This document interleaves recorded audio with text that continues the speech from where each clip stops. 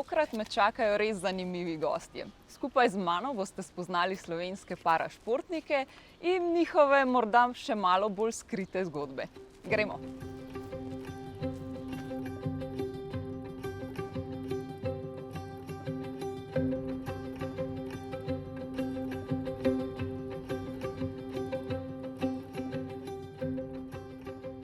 Robi Bojanec vse, česar se v življenju loti, počne s srcem in počne to s 100-odstotno predanostjo.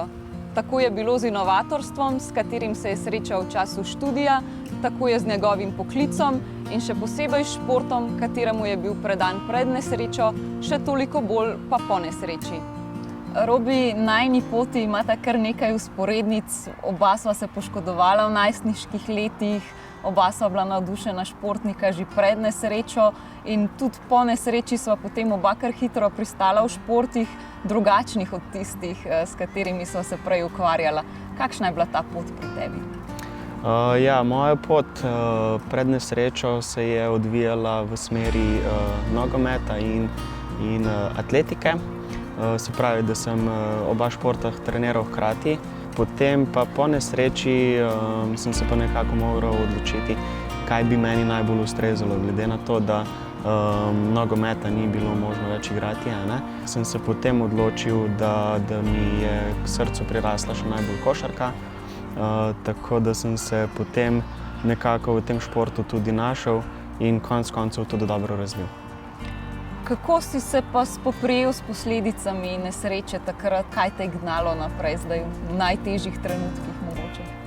Sem dosti trmasta oseba, da se ne sprijaznim z vsako malenkostjo, ki pač mi rečejo, da je v redu, da so zadovoljni z mano, ampak se lotim tega in do potankosti izpilim. Poleg tega se ne spim na lovorikah, tako kot pač ostali športniki. Sem tudi jaz tak, da se hočem razviti v čim boljšega. In kako ti je šport pri vsem tem spremenil življenje? Bom rekel, da mi je vsakodnevno spremenil v to smer, da sem aktiven še danes, da mi je dal neko luč, da lahko pač sebe izpopolnjujem vsak dan, da se lahko pač gibljem in sem aktiven tudi vsakodnevno v vsakodnevnih opravilih. Kakšne bi pa bile recimo tiste glavne razlike med košarko na vozičkih in pa košarko, ki jo mogoče gledalci poznajo s televizije? Bom rekel, da tukaj ni nobenih razlik.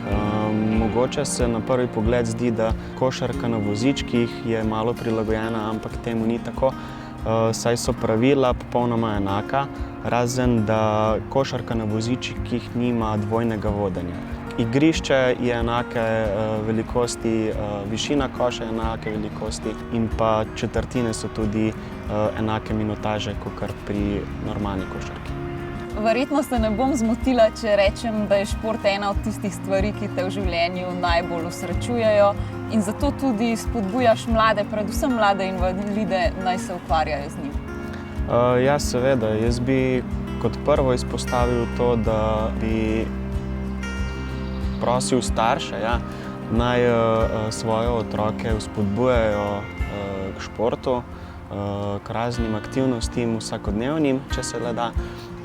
Saj ti šport veliko pripomore k samopodobi recimo in pa tudi svoji vzdržljivosti oziroma tudi zdravju, bi rekel. Kajti šport da po mojem vsakemu posamezniku tudi kanček zdravja.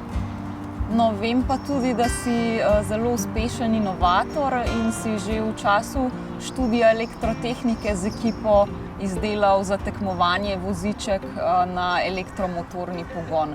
Kaj te pa vleče k inovacijam?